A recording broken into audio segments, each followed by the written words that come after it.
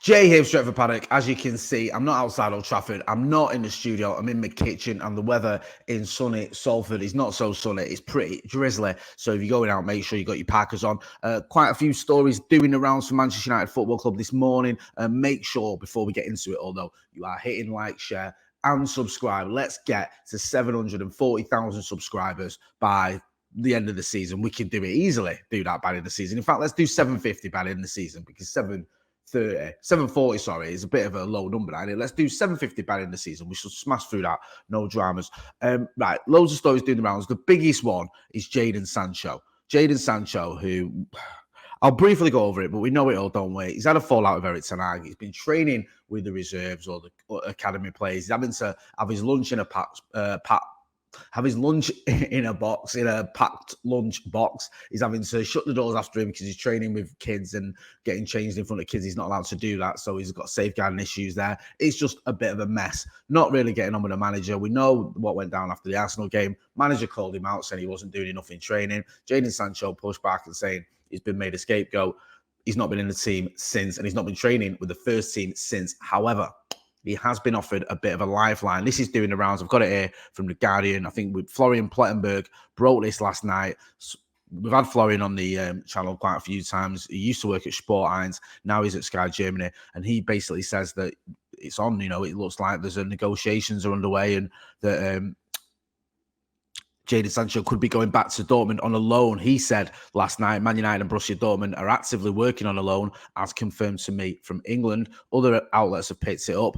The Guardian have got it. They're saying Manchester United in talks over Jadon Sancho loan to Borussia Dortmund. Loan fee and salary coverage under discussion for winger. Sancho keen on Dortmund return after falling out with Ten Hag. Goes on to say they're in negotiations over a deal.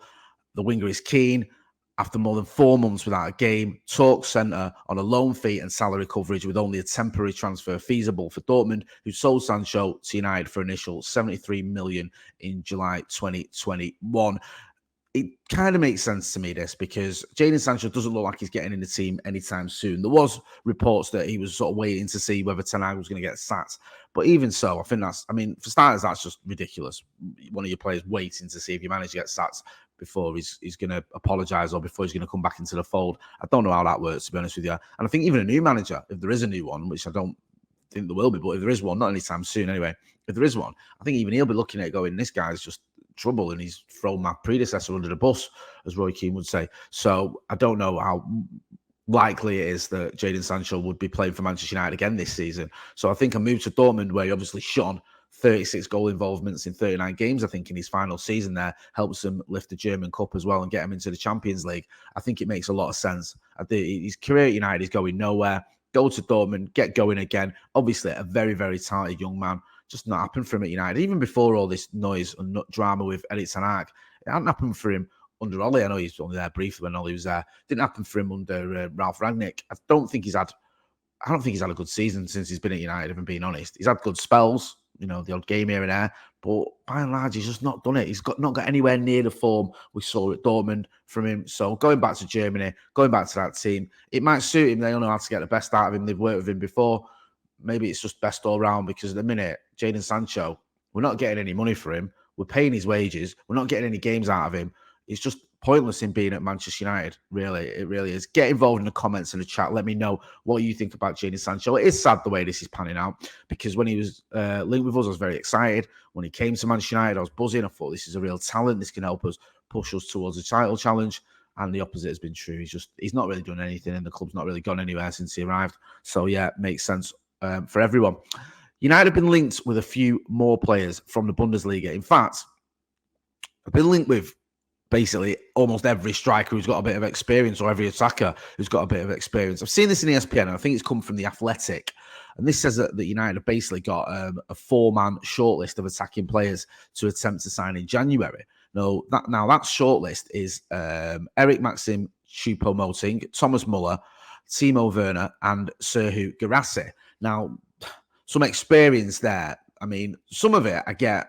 Others you look at and it's a little bit confusing as to why we're going for him. Now, the Werner one seems to have rattled a lot of people, because obviously everyone will remember Timo Werner from his time at Chelsea. Did a bit of a similar thing to what Jadon Sancho has done. He came from Leipzig, went to Chelsea, didn't really happen for him, went back to Leipzig. Now, this season, I mean, I've not really watched a lot of the Bundesliga. I'm not going to pretend that I have. He's got 2 goals in 14 appearances in all competitions, 2 goals in 8 games. When he was at Chelsea in his final season, his numbers weren't terrible, 11 goals in 37 appearances, but only 4 of those came in the Premier League. And the season before, he had 6 goals in 35 games. And if you remember Timo Werner, some of the misses that he had at Chelsea were just comical. So I don't know. It's a bit of a surprising one for me. That, I mean, he's 27, so he's not past it by any stretch of imagination. I think he can play down the middle or out wide, but I've not seen enough of Timo Werner recently. I know he was flying money at Leipzig before he came to Chelsea to make me think, yeah, he'd be a good addition to Manchester United. And I don't want us to get into this situation where it's just like, just get anyone. Like we did with Wout Weghorst to a certain degree. It's like, oh, we just need a striker. Let's just get anyone. And Weghorst did a decent job in the cup competitions especially. And even in the Premier League, he contributed, but he didn't contribute any goals. And he wasn't a top-level striker. You know, he was on loan from Burnley. And before we got him, he'd been on loan at Besiktas. We got him from sort of via Besiktas because he wasn't even getting into Burnley's team. So Timo Werner feels a little bit like that. So I'm not too keen on that one. Then you've got Choupo-Moting. This is a slightly different in the sense that I think last season he had a bit of a decent season. 17 goals in 30 appearances in all competitions, 10 in the Bundesliga. Obviously did quite well at Bayern, as they always do. They always win the league, don't they? This season, not really getting in the team as much because obviously Harry Kane's there now. 2 goals in the Bundesliga. I mean, 3 in all comps, sorry. Those numbers aren't exactly exciting. Again, he was at Stoke a few years ago, about 6 years ago now. Didn't really do a lot. I think looking at his numbers, 5 goals in 30 games. I mean, and he's 34. So he's not, at least with Werner, you can say, okay, he's getting towards his peak. Choupo-Moting's well past his peak. So that one seems a little bit strange to me. Then we've got another one, Thomas Muller, staying with Bayern.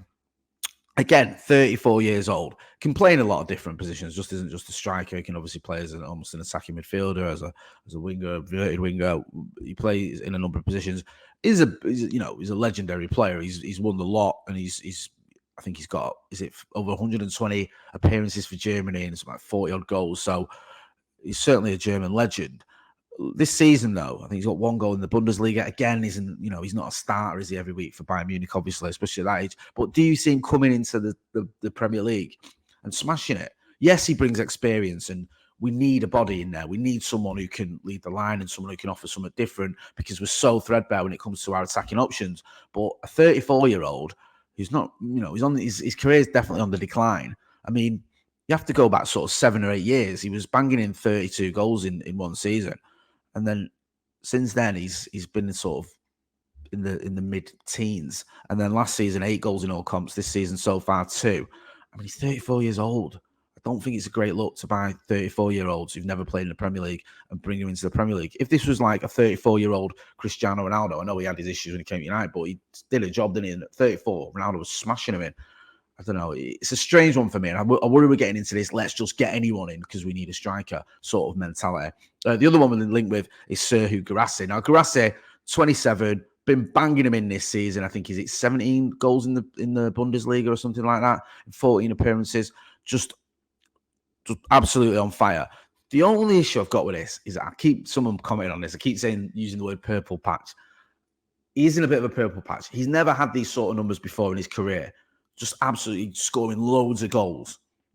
And I wonder if this is just not a fluke because he deserves to get these goals and he's doing well, but a bit of an outlier. This isn't what he is usually. And he's just in that rich vein of form and you bring him to the Premier League. Is he likely to carry that on? I don't know. We'll never know unless we buy him. I just worry because he hasn't got that sort of pedigree where you go, he's that guy who always does this. Also, as well, he started off on absolute fire in the Bundesliga. I'm just looking at his numbers this season. He was scored, I think it was that many goals. I can't even add them all up. Just let me have a look here. 3, 5, 8, 10 goals, I think, in his first 5 games. Just smashing it in. Now, he's still scoring. He scored 2 in his last 5. So he's still scoring goals. I'm just looking at going, okay, to be fair to him, when he's played the full 90, it's 2 in his last 4. So he's still scoring goals. He's just not scoring goals at that ridiculous rate. And one of those games that I mentioned recently was against Bayern Munich, which is away, which is you're not going to get many chances there. I just wonder, is he sort of on the decline? Not on the decline slightly, is he just sort of, plateauing? Should we say that? Plateauing. He's no longer smashing loads of goals in, but he's steady. Can he carry that form on when it comes to Manchester United, comes to Premier League? I don't know. I think it's around 70 million to get him in. I think the others, you could probably get him on loan and they won't cost you anything. I think that's the reason we're looking at these players, is because they're all free, basically, or loan moves. We'll have to wait and see what happens. We'll keep you posted, as always. Me and Joe are going to be back later on tonight with Paddock Live. We're going to be back, so make sure you are hitting like, share, and subscribe. There's loads of other videos as well to check out on the channel, so make sure you go and give them a look. I've been Motty. This has been the Paper Talk from a pretty dreary Salford. Thanks for watching.